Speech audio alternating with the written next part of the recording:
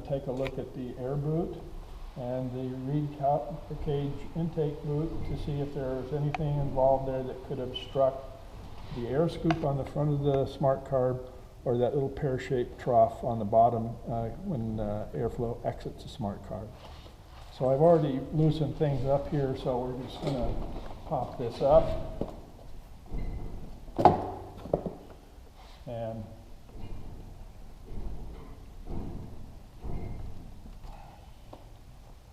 pull the original Mikuni carburetor out. Bear with me a minute and I'm going to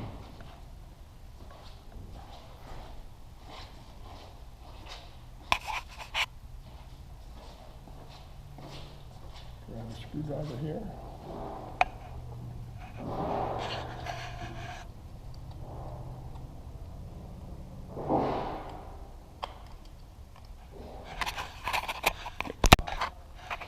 And we'll start by looking at whether or not there's any kind of a problem with that pear-shaped trough. Then when we're done with that, we'll just slip the carb in with it while this is still off and fit it in here and see whether there's any obstruction having to do with the air scoop.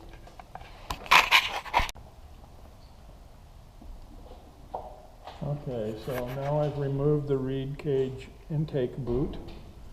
And the area that will probably be of concern is going to be this bottom right here if there is a problem. So we'll insert the SmartCarb into it and orient it as best we can for up and down the way it should be. And then we'll look at it from the back side here and see whether or not, and we'll put the clip on and tighten it down. And we'll see whether or not there's any protrusion of this lip into the SmartCarb's trough.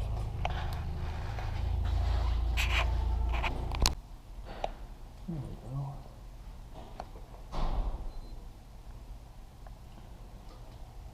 Okay, so if you can see into the SmartCarb here, this transition from the what I call the trough, the lower part of that pear shape, into this boot, there's a little ridge there, and I haven't tightened the clamp down yet. So I'm going to tighten the clamp down and see if it gets bigger.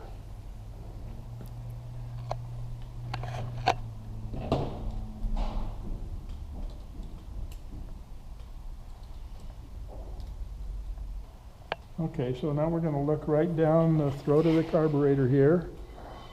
I don't know if we're in good light, but can you see the lip that protrudes into that trough? Yep. Is it visible? Mm-hmm. Okay, so I'm going to stick my finger in from the other end. You can see that right there? That will impede the airflow. So what we're going to do is we're going to put a mark on that so I can see where to trim, and then I'm going to use a Dremel tool to trim it down. So what I'm going to be doing now is, let me get over here on the other side, because I'm left-handed. What I'm going to be doing now is running this drum sander down in here to remove the rubber, and I don't want to really sand on this casting here, so I want to avoid doing that if I can. So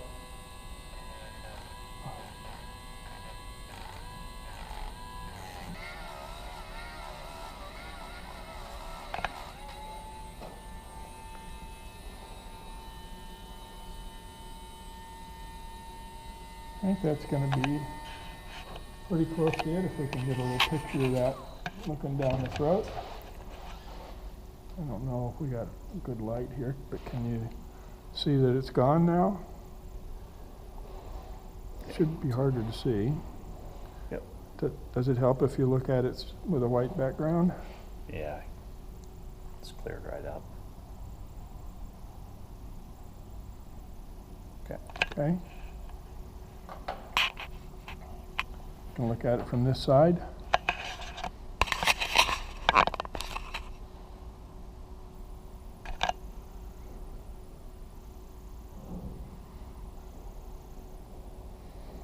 Okay. Definitely got the trough.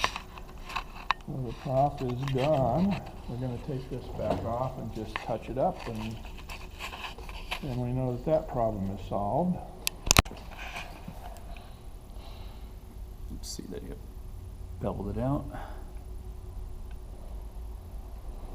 Okay. Okay.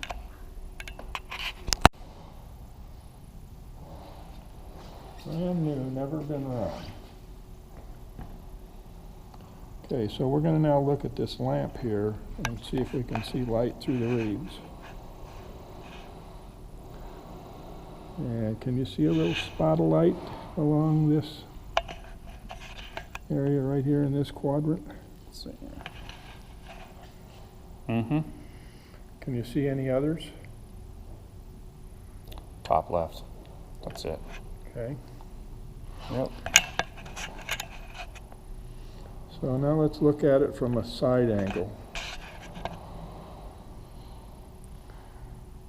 From a side angle, you I'm sure gonna look can. at it through there. Yep. Do it Both. on the other side too. Oh yeah, all of them. Yeah. Top, bottom, the whole thing. Yeah. Mm-hmm. So we're not gonna fix this right now. We're just aware that we know it's an issue. We don't know how big an issue it is at the moment. But for now, it is what it is, and it's gonna go back on.